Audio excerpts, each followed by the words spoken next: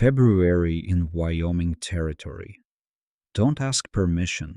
It arrives like a debt collector, cold, indifferent, and certain of what it's owed. The wind crossed the plains that morning with nothing to stop it, scraping frost along fence rails, turning the sky the color of hammered tin. Snow lay in thin bitter sheets across the dead grass, and the air tasted of iron and distance and the kind of silence that makes a man forget his own voice.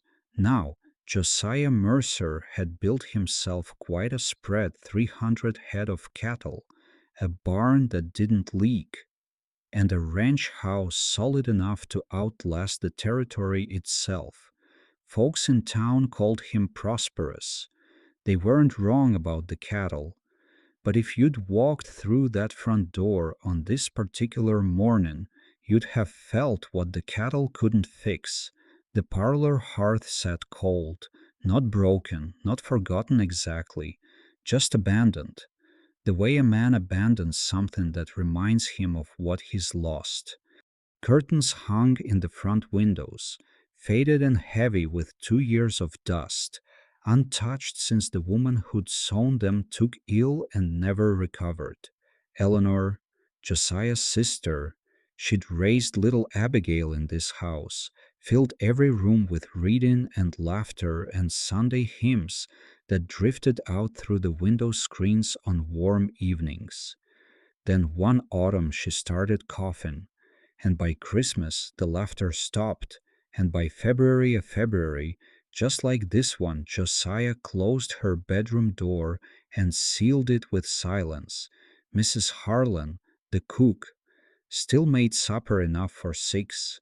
Josiah ate in the kitchen most nights, standing up, plate in hand, while 8-year-old Abigail pushed food around in quiet. The child hadn't spoken more than 10 words at a stretch since her mama died. She'd pulled into herself like a turtle drawing into its shell, and Josiah, who could mend a fence or calm a spooked horse or stare down a blizzard, had no earthly idea how to reach her. That morning, he drove his wagon into town for feed. The depot sat at the edge of the main road, a wind-blasted platform with a bench and a posted schedule nobody trusted. He was loading the last sack of grain when he noticed her. A young woman stood alone on the platform, thin coat pulled tight against the cold, clutching a carpetbag in one hand and a worn Bible pressed against her ribs with the other.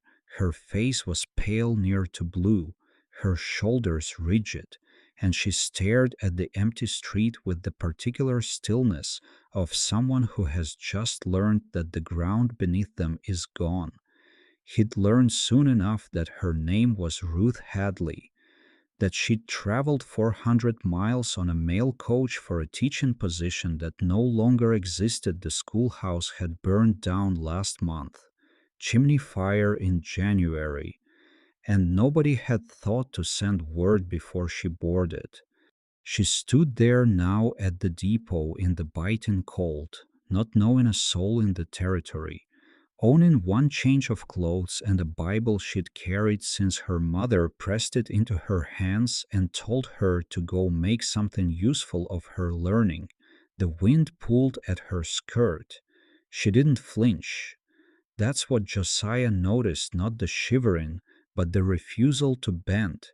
He pulled the wagon alongside the platform. "Ma'am," he said, "you look like you could use a warm supper." Ruth had been praying since the depot master told her the news, not the formal kind, the raw kind, the kind that's more breath than words, sent up from some place deeper than language. "Lord, I have come 400 miles. I have 17 cents and no return passage.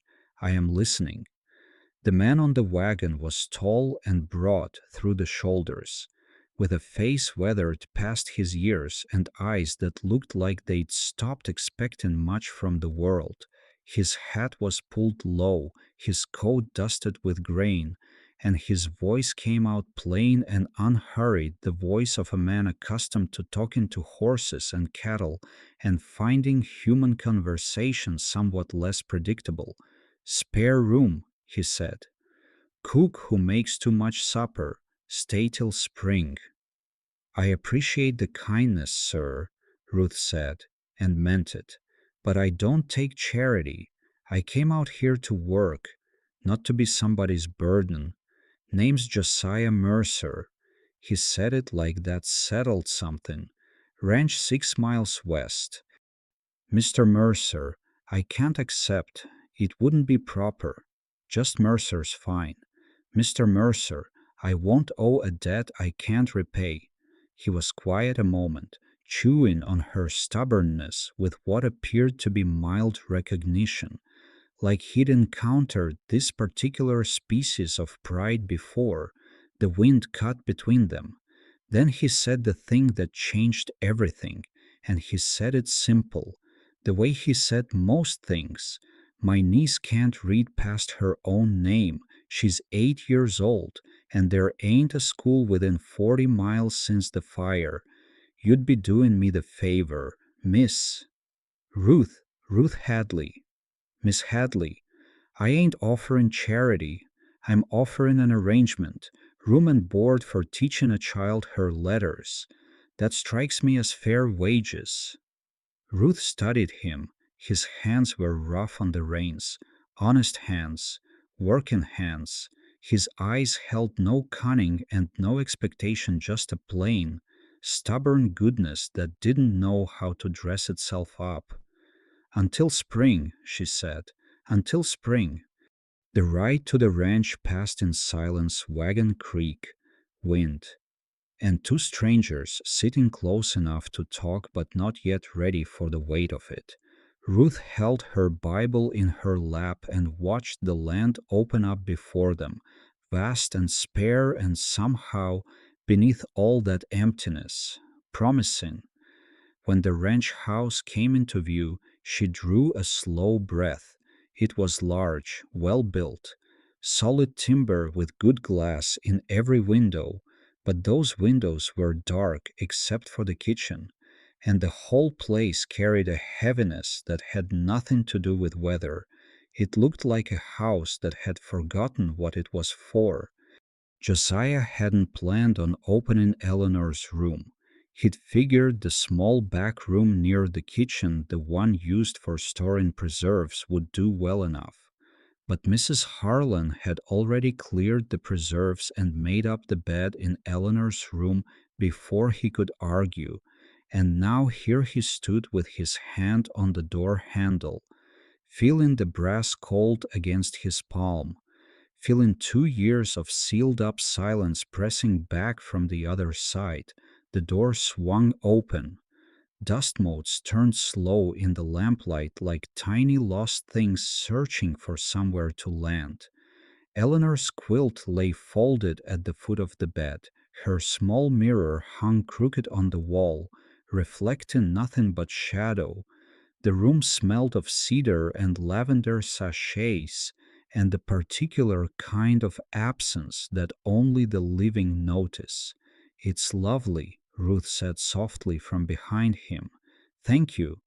She stepped past him, set her carpetbag on the chair, and placed her worn Bible on the nightstand. The gesture was small, automatic, the habit of a woman who kept the word within arm's reach, the way some people keep a lantern near the door. But the Bible landed in the exact spot where Eleanor had kept hers, and Josiah's ribs tightened like someone had drawn a cinch strap across his chest. "Supper's at 6," he managed. "Mrs. Harlan'll show you the rest." He pulled the door shut behind him and stood in the hallway, one hand still on the frame.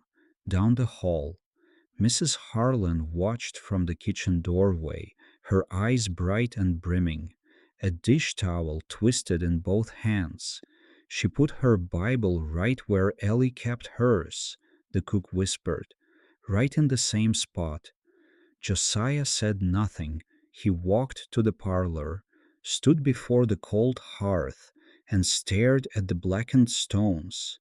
From the spare room, Ruth's voice came drifting through the quiet house, not loud, not meant to carry, but carrying anyway. She was praying, soft, steady words, the kind of sound that fills a room without crowding it, the way candlelight fills a window without forcing back the dark. He hadn't heard prayer in this house since Eleanor died. Josiah looked at the hearth. The kindling box sat right there, same as always. The matches sat on the mantel. For the first time in 2 years, his hand moved toward them, then stopped. Not tonight. But the reach itself was something new, and it unsettled him in places he'd spent considerable effort not visiting.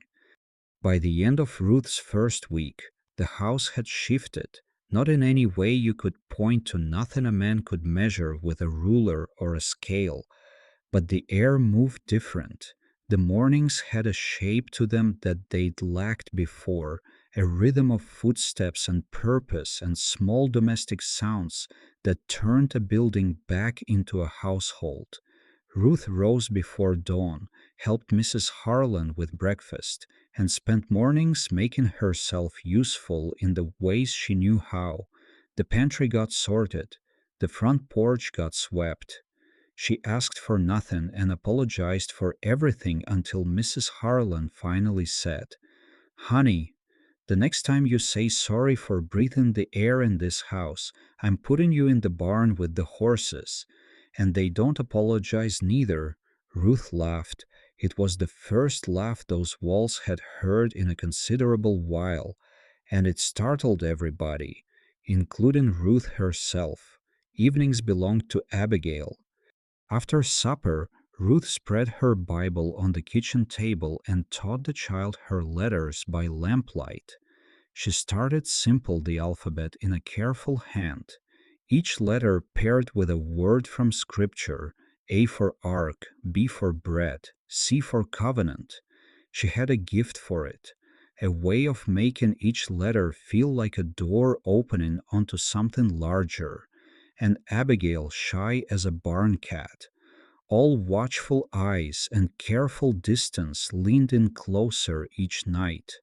Ruth recognized that hunger. She'd felt it herself as a girl in a cramped schoolroom in Pennsylvania, the only daughter of a minister who believed women should read scripture, but not much else.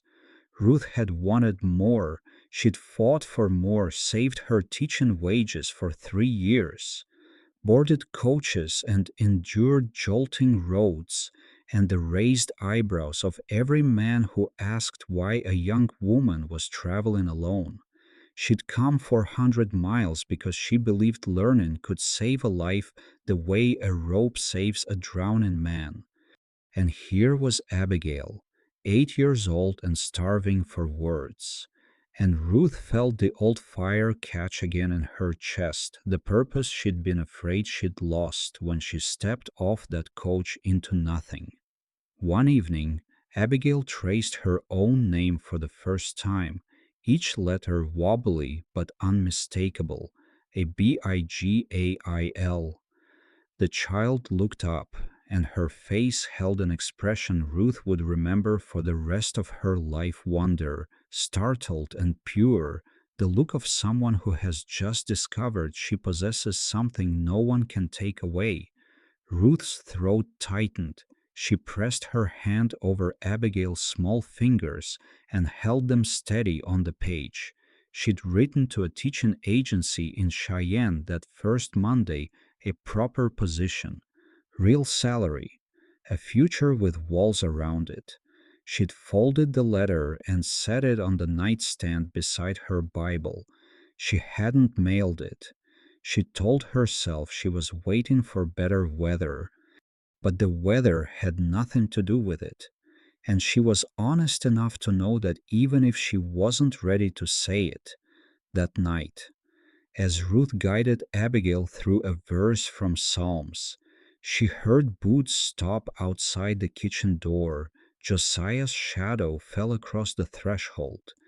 He stood there listening, and the silence between them held more words than either of them could carry. He walked away after a while, but he never missed an evening after that. Josiah came in from the barn on a Tuesday afternoon, stamping mud from his boots, and stopped dead in the parlor doorway. The curtains were different, not new the same curtains Eleanor had sewn from fabric ordered special out of a St. Louis catalog, but they were clean now, mended where the hems had frayed, the moth holes stitched with thread so close in color you'd have to press your nose to the fabric to see the repair, rehung with care, the folds fallen straight and even, and the winter light came through them soft and golden in a way that made the whole room look like it had drawn its first honest breath in 2 years. Ruth hadn't replaced them, she'd restored them. The distinction mattered more to Josiah than he could have explained to any living person, but it mattered the way the difference between a grave and a garden matters. One honors the dead by keeping them dead, and the other honors them by letting something grow. He stood there with his hat in his hands until his eyes burned, then walked to the kitchen and drank a glass of water and said nothing about it to anyone. That evening he sat in the parlor, not the kitchen, the parlor. He could hear Ruth in the next room, reading aloud to Abigail the book of Ruth, the story of a woman who left everything familiar and followed her mother-in-law to a strange land and said the words that had echoed down through centuries. Whither thou goest, I will go, and where thou lodgest, I will lodge. Thy people shall be my people. Josiah sat very still and let the words wash through the walls and into him. Now, folks in a small town will talk. That's the price of neighbors. The cost of living close enough to help each other also means living close enough to judge. The postmaster mentioned to the feed store owner that Mercer had a woman staying at his place. The feed store owner told his wife. By week's end, half the territory had formed opinions on a situation they knew nothing about.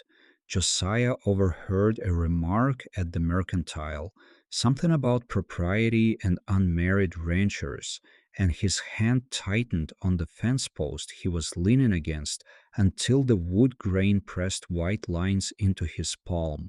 He walked away without speaking, but his jaw was set in a way Mrs. Harlan recognized when he came home, and she quietly started setting the supper table with the good china, like she was making a point about who belonged in this house and who didn't get a say. That evening, Abigail brought Josiah a drawing, three stick figures standing before a house with curtains in the windows. That's you, Uncle Josiah, that's Miss Ruth, that's me. He held the paper long after the child had gone to bed, his thumb tracing the crayon lines in the lamplight, reading it like a letter written in a language he was only beginning to understand. The first Sunday evening Ruth read scripture aloud. The house went still, not empty still, the silence Josiah had grown accustomed to. The silence of rooms with nobody in them. This was full still, the kind of quiet that holds its breath because something sacred is happening and even the walls know enough to listen. Ruth sat in the parlor with Abigail on her lap, the worn Bible open to Psalms. Her voice carried through the room steady and warm as the lamplight pooled around them. Mrs. Harlan stood in the kitchen doorway, dish towel pressed to her mouth, tears running quiet down her weathered cheeks. Josiah stood in the hallway. He didn't enter the room. He didn't leave either. He occupied that in-between place, close enough to hear every word, far enough to tell himself he was just passing through. It became their pattern. Every Sunday evening, and each week Josiah's boots stopped a little closer to the parlor door. Then Monday's mail brought a letter from Cheyenne. A proper teaching position, $20 a month, a furnished room above the schoolhouse, a contract through June with possibility of renewal. Ruth read it at the kitchen table.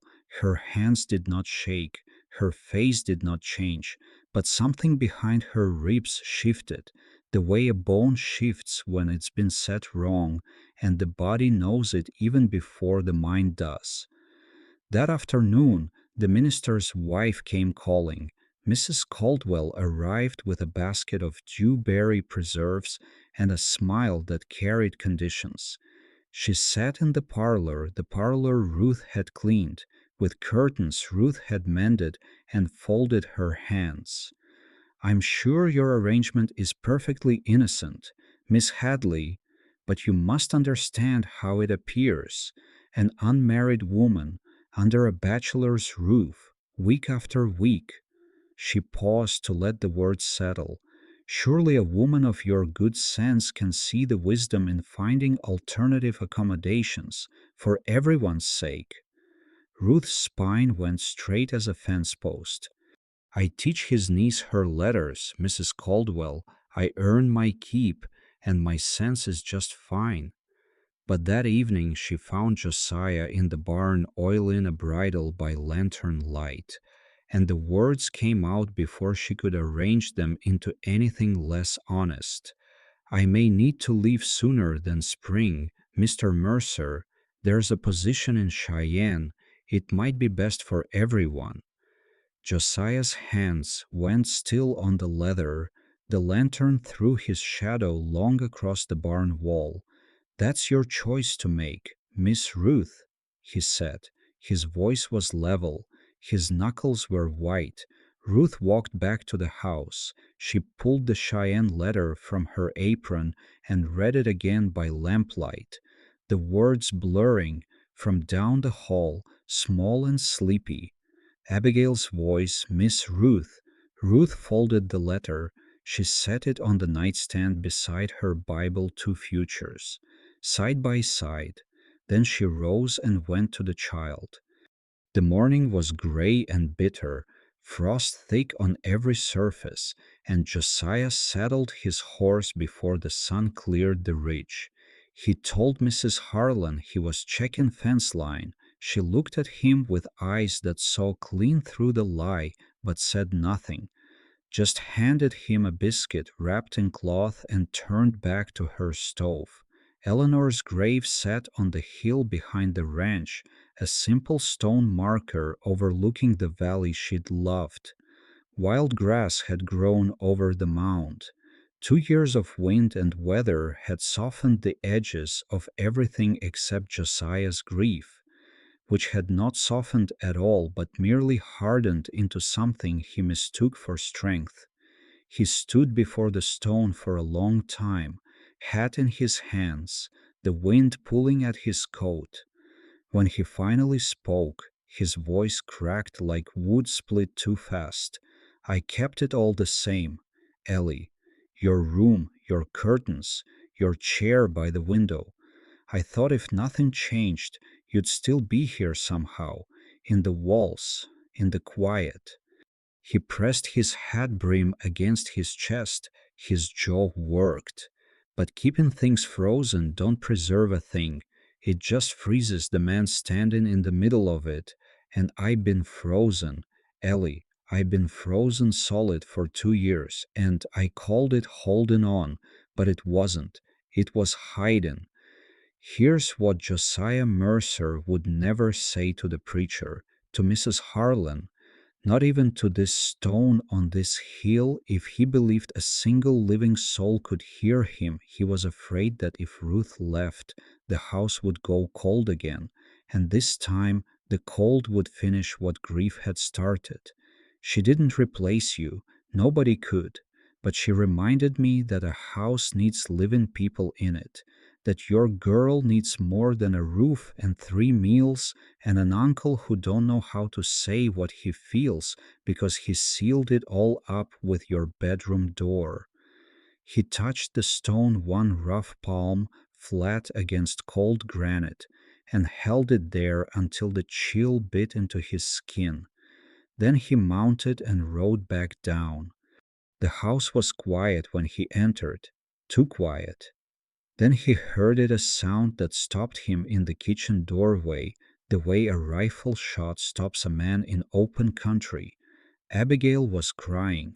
She sat on the floor beside Ruth's bed, tears streaking her cheeks, clutching Ruth's carpetbag to her chest. She'd found it half packed under the bed. "Don't let her go, Uncle Josiah." The words came out broken and fierce, more words strung together than Abigail had spoken in months. Maybe since Eleanor died. Her small body shook. "Please, she reads to me. She teaches me my letters. Please don't let her go."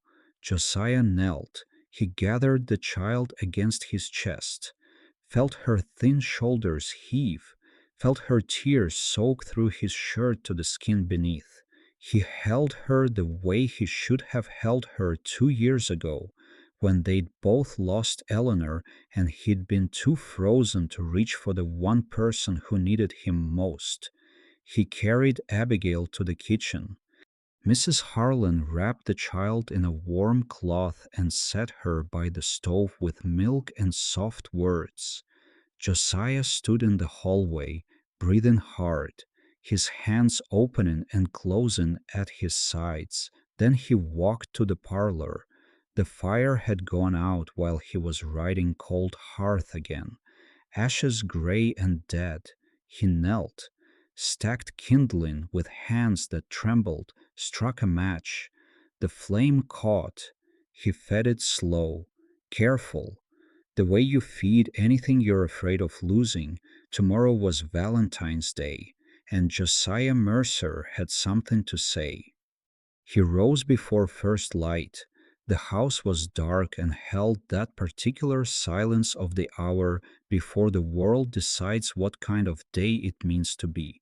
Josiah moved through the kitchen quiet as a man in church, and maybe that's what it was, a kind of devotion, expressed not in words but in the doing.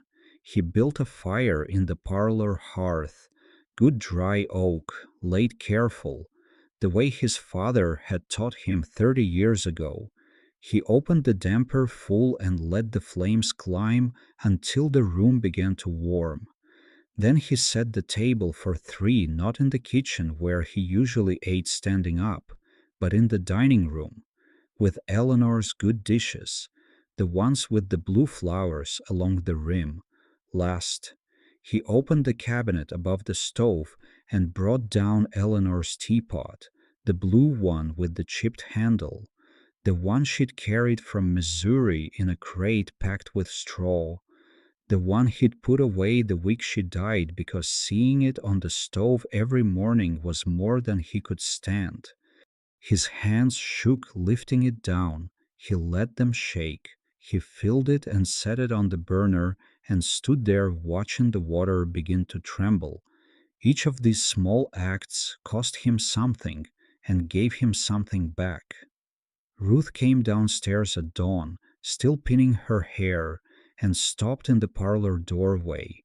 The fire was burning, the table was set with blue flowered dishes she'd never seen, the teapot she didn't know its history, not yet, but she understood that it had once sat steaming gently on the stove, and the whole house smelled of oak smoke and strong coffee, and something she recognized without being able to name it.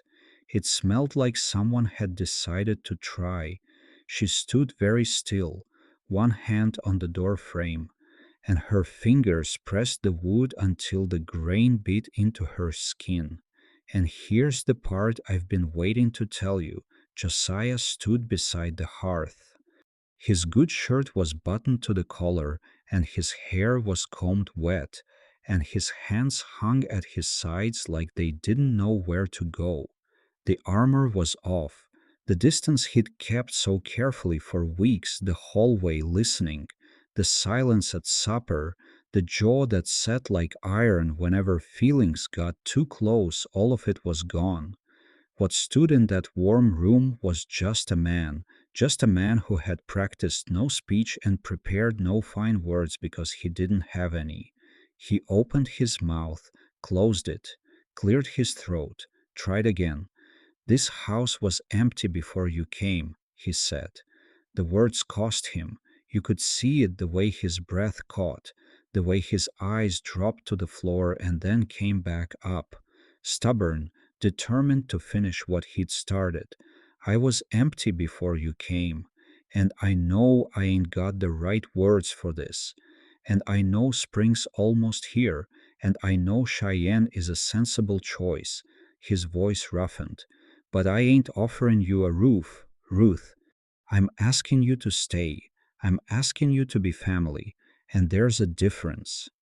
The Cheyenne letter was in Ruth's apron. She'd carried it for a week like a ticket she couldn't decide whether to use.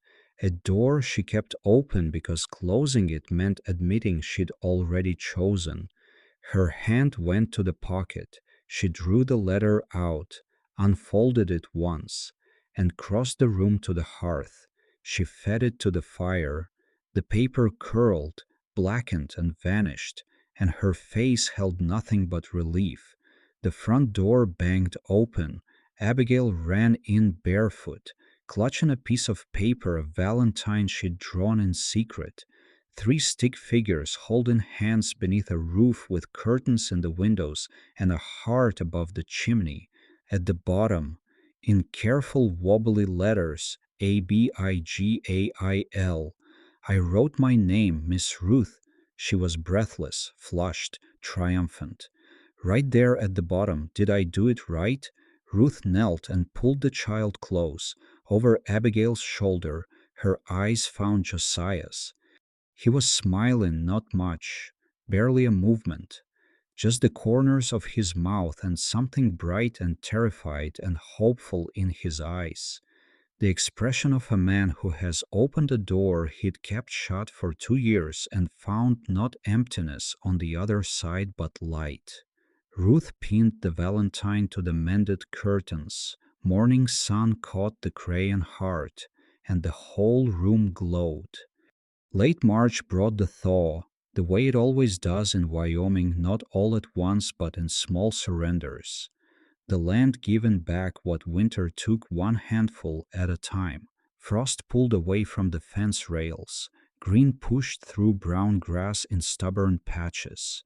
The sky softened from iron to pale blue, and the wind that had cut like a blade since November gentled into something a body could stand in without bracing, something that carried the smell of wet earth and new growth, and the faint sweetness of prairie clover just beginning to open. The same plains that had greeted Ruth with bitter cold now stretched golden under evening light. Calves dotted the lower pasture. Wild flowers ran along the fence line in careless ribbons of purple and yellow, and the creek that had frozen solid in January was running again, catching light, making the kind of sound that reminds you the world knows how to start over. Inside Josiah Mercer's ranch house, the curtains Ruth had mended caught the last of the sun. The fabric glowed warm, and Abigail's Valentine still hung from the hem, its edges softened. The crayon heart above the chimney faded but holding, the way all things made with love hold longer than they have any right to. Abigail sat at the kitchen table with Ruth's worn Bible open before her. She was reading aloud the book of Ruth, the passage her teacher had read to her so many times that the child had claimed it as her own. The words came haltingly, carefully, each one a small flag planted on conquered ground. "Whither thou goest." Abigail paused, her brow furrowed. The next word caught in her mouth and she looked up, uncertain, and for a moment the old silence threatened to return. Ruth waited. She didn't correct. She didn't prompt. She sat with her mending in her lap and her hands still and her eyes steady. giving the child what every good teacher gives time and the faith that the answer would come. Abigail squared her small shoulders, lifted her chin. Whither thou goest, I will go, she read, and her voice found its footing and carried clear through the house. And where thou lodgest, I will lodge. In the parlor, Josiah sat in Eleanor's old chair, his chair now, lived in again, the cushion shaped to him, cedar shavings curled at his boots where he was whittling a bookshelf for the school books Ruth had ordered from Denver, Eleanor's quilt, taken from the spare room whose door no longer closed, lay draped across the arm where Ruth sat each evening to read. The Bible that had traveled 400 miles in a carpetbag rested on a shelf Josiah had built with his own hands, sanded smooth, set level, placed where the morning light would find it. Mrs. Harlan hummed in the kitchen, stirring a pot sized for a family. The table was set for three, and it didn't look too large anymore. The fire burned low and steady in the hearth, not against the cold spring had seen to that, not out of necessity, out of habit, out of the quiet daily practice of keeping a home warm because the people inside it matter, and because a man who once let a fire go dead has learned what it costs and chooses every morning to strike the match. Welcoming a stranger didn't just change her life, it rebuilt his. And if you ask me, that's about the truest thing the good book ever promised. Sometimes the greatest act of faith ain't praying for deliverance. It's opening your door when the wind blows someone to your step and trusting that what walks in might be the answer to a prayer you forgot you were praying. Abigail finished her verse and looked up. Her eyes were bright, her chin still lifted, her shoulders set with the quiet certainty of a child who has found her voice and means to keep it. Did I get it right, Miss Ruth? Ruth smiled from the parlor, unhurried, warm as the firelight that filled every room of that house. Came Josiah's voice. You got it just right, darling. Outside, the wind was gentle, the hearth was warm, and spring patient. Faithful spring had finally come.